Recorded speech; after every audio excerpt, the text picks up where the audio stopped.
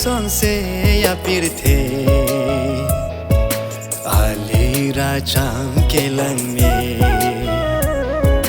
ke tang ne sing ve kang sa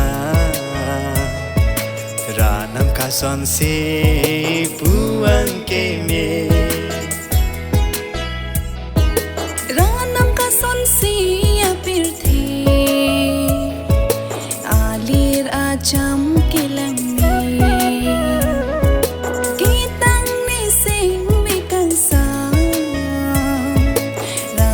son se puan ke me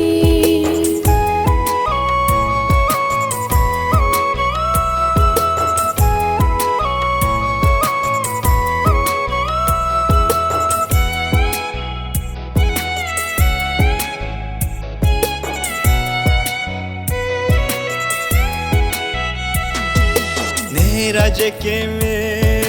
nang raje ke me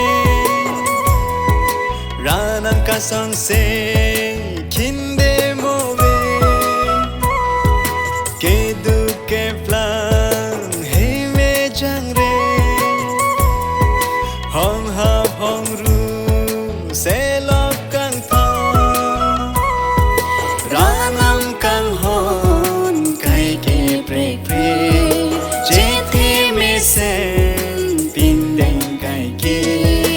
Ranam ka son se ya pirthe ali ra cham ke lang me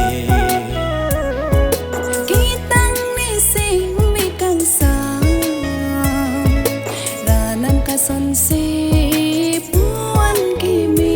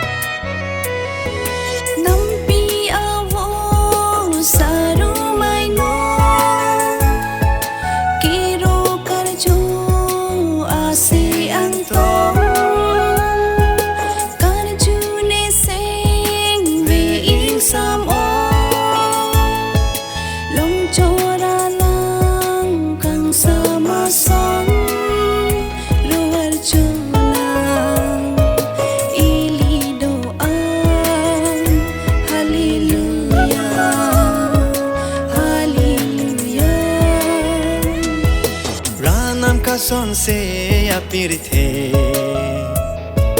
alir acham ke lang me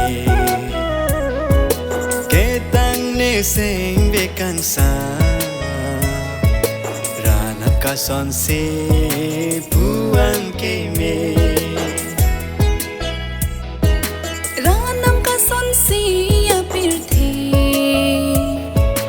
alir acham ke lang